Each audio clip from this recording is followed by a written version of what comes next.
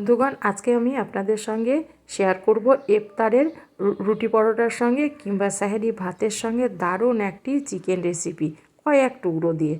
আর এর জন্য আমি গ্যাসের মধ্যে একটা প্যান বসিয়ে দিয়েছি। প্যানের মধ্যে কিছুটা জল দিয়ে 4 টুকরো চিকেন আমি দিয়ে দিলাম। তারপর একটু লবণ দিয়ে দিয়েছি। মিনিট দুয়েক পর আমি ফিরে এলাম লবণটা দেওয়ার জন্য। এবার আমি এগুলোকে একটু নেড়ে চেড়ে নেব যেন লবণটা চিকেনের মধ্যে পুরোপুরিভাবে ঢুকে। এবার এটাকে ঢাকা দিয়ে আমি আবারও কিছুক্ষণ রেখে দেব। মিনিট 10 পর আমি আবারও ফিরে এলাম, দেখে নেব এবার চিকেনগুলো আমার সেদ্ধ হয়েছে নাকি। পুরোপুরি চিকেনগুলো আমার সেদ্ধ হয়ে গেছে। এবার চিকেনগুলোকে আমি উঠিয়ে নেব একটা প্লেটের মধ্যে। আর যে জলটা থাকছে এই জলটাকে আমি একটা বাটির মধ্যে ঢেলে নেব। এটা আমি রান্নার কাজে ব্যবহার করব। চিকেনগুলো আমার পুরোপুরি ঠান্ডা হয়ে গেছে। এবার আমি হাত দিয়ে চিকেনগুলোকে এইভাবে ছাড়িয়ে নেব।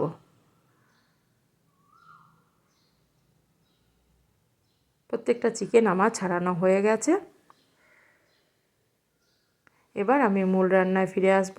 তার জন্য গ্যাসের মধ্যে একটা কড়াই বসিয়ে দিয়েছি। কড়াইয়ের মধ্যে আমি দিয়ে দিলাম কিছুটা সরষের তেল। তেলটা আমি একটু গরম করে নেব। আর গ্যাসটা আমি এই অবস্থায় বাড়িয়ে দিয়েছি। তেলটা আমার গরম হয়ে গেছে।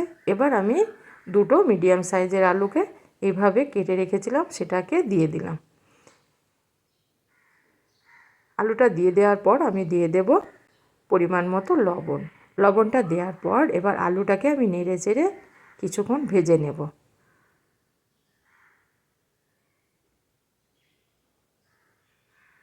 এইভাবে কিছুক্ষণ নেড়ে চেড়ে ভেজে নেওয়ার পর আমি ঢাকা দিয়ে দেব। ঢাকা দিয়ে কিছুক্ষণ ভেজে নেব। মিনিট 5 পর আমি ফিরে এলাম। আবারও আমি আলুগুলোকে নেড়ে চেড়ে নেব। হ্যাঁ বন্ধুরা, আলুগুলোকে আমি ভালো করে ভেজে নেব। আলুগুলো আমার ভাজা হয়ে গেছে। এবার আমি আলুগুলোকে উঠিয়ে নেব।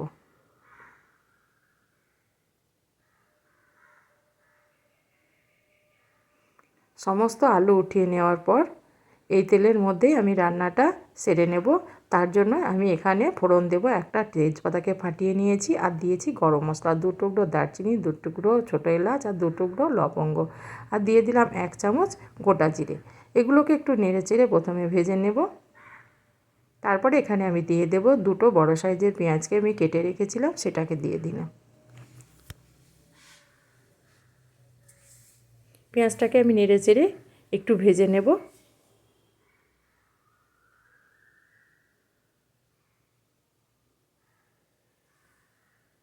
এইভাবে পেঁয়াজটাকে আমি কিছুক্ষণ ভেজে নেওয়ার পর পেঁয়াজগুলো একটু নরম হয়ে এলে আমি এখানে দিয়ে দেব 1.5 চামচ আদা রসুন বাটা। আদা রসুন বাটাটা আমি একসঙ্গে এটাকে বেটে রেখেছিলাম আদা রসুনটাকে, সেখান থেকে আমি এখানে 1.5 চামচ দিয়ে দিলাম। এবার আমি আদা রসুনটাকে কিছুক্ষণ কষিয়ে নেব। কিছুক্ষণ কষিয়ে নেওয়ার পর আমি এখানে দিয়ে দেব একটা মিডিয়াম সাইজের টমেটোকে আমি কুচিয়ে রেখেছিলাম, সেটাকে দিয়ে দিলাম। এবার আবারও আমি কিছুক্ষণ কষিয়ে নেব।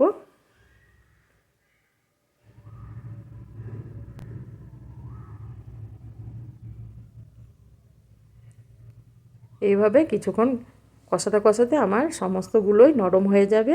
এবার আমি দিয়ে দিলাম গুঁড়ো মশলা, যার মধ্যে আছে হলুদের গুঁড়ো, স্বাদ মতো লঙ্কার গুঁড়ো, আর আমি দিয়ে দিলাম এখানে 1 চামচের একটু বেশি জিরে গুঁড়ো, আর ধনে গুঁড়ো দিয়ে দিলাম আমি 1/2 চামচ, আর দিয়ে দেবো স্বাদ মতো লবণ। লবণটা যেহেতু আমি আলুতেও ব্যবহার করেছি, মাংসেও ব্যবহার করেছি, সেহেতু একটু হিসাব করে দিতে হবে। এবার এগুলোকে আমি ভালো করে কষিয়ে নেব। আর যে জলটা, চিকেন সেদ্ধ করা যে জলটা আমি রেখে দিয়েছিলাম, সেখান থেকে একটু জল আমি দিয়ে দিলাম। দিয়ে আমি ভালো করে কষিয়ে নেব। যেহেতু মশলাটা একটু শুকনো লাগছিল, এইভাবে বেশ কিছুক্ষণ আমি মশলাটাকে ভালো করে কষিয়ে নেব ঢাকা দিয়ে। মিনিট 3-4 পর আমি ফিরে এলাম। দেখুন বন্ধুরা, মশলা থেকে তেল ছাড়তে শুরু করেছে। আবারও আমি এভাবে নেড়ে চেড়ে নেব।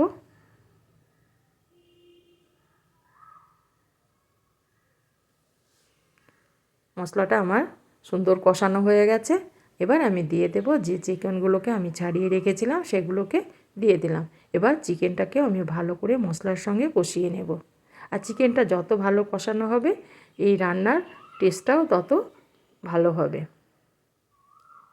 এবার আমি যে চিকেন সিদ্ধর জলটা এখনও আছে সেটাও থেকে আমি একটু জল দিয়ে দিলাম। দেওয়ার পর আবারও আমি কিছুক্ষণ এইভাবেই কষিয়ে নেব।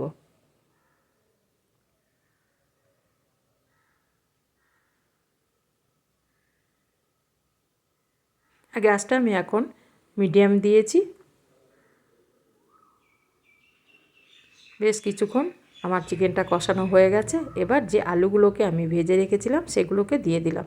আলুটাকে দেওয়ার পর আবারও আমি ভালো করে চিকেনের সঙ্গে আলুটাকেও বেশ কিছুক্ষণ কষিয়ে নেব।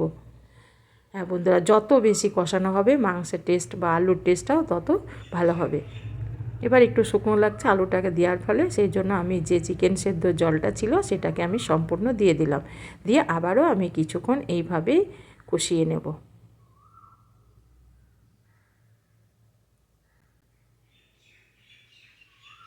এইভাবে আমি মিনিট 5 কষিয়ে নেব, গ্যাসটাকে মিডিয়াম রেখে।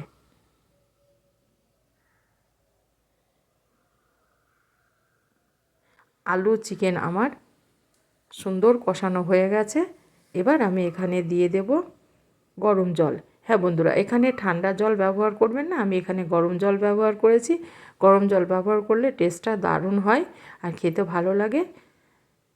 এই গরম জলটা দেওয়ার পর আমি আবারও ভালো করে নেড়ে চেড়ে মিশিয়ে নেব জলটাকে।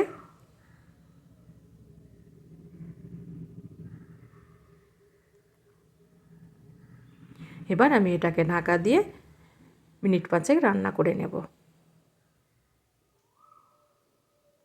5 মিনিট পর আমি ফিরে এলাম। রান্নাটা তৈরি করতে বেশি সময় লাগবে না, কারণ আলুটা আমার ভাজা ছিল আর চিকেনটাও আমার সেদ্ধ ছিল। দেখুন আলুটা সুন্দর সেদ্ধ হয়ে গেছে। এবার আমি নেড়ে চেড়ে আবার নেব যাতে তলে পুড়ে না যায়। একবার নেড়ে চেড়ে নেওয়ার পর আরেকটু আমি ঢেকে দিলাম। আর গ্যাসটাকে আমি এই অবস্থা একদম কমিয়ে দিয়েছিলাম। আমার পুরোপুরি চিকেনটা আগেই সেদ্ধ হয়ে গেছিলো, আলুটাও আমার সেদ্ধ হয়ে গেছে। এবার আমি এখানে দিয়ে দেব গরম মশলা 1/2 চামচ। গরম মশলাটাকে দেওয়ার পর আমি ভালো করে মিশিয়ে নেব।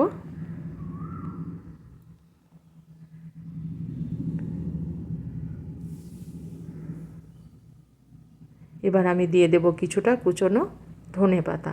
এর স্বাদটা দারুণ এনে দেবে। ধনেপাতাটা দেওয়ার পর আমি নেড়ে চেড়ে ধনেপাতাটার সঙ্গে চিকেন আলুকে ভালো করে মিশিয়ে নেব। এইভাবে আমি ভালো করে ধনেপাতাটাকে মিশিয়ে নিলাম।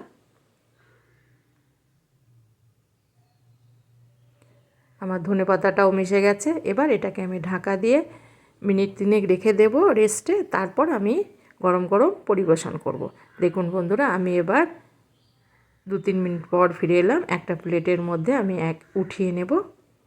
সমস্ত চিকেন আলুটাকে আমি এভাবে প্লেটের মধ্যে উঠিয়ে নিয়ে গরম গরম ইফতারের পরোটা কিংবা লুচি কিংবা রুটির সঙ্গে কিংবা সাহেরির ভাতের সঙ্গে আমি গরম গরম পরিবেশন করব। পুরো ভিডিওটা দেখার জন্য আপনাদের অসংখ্য ধন্যবাদ।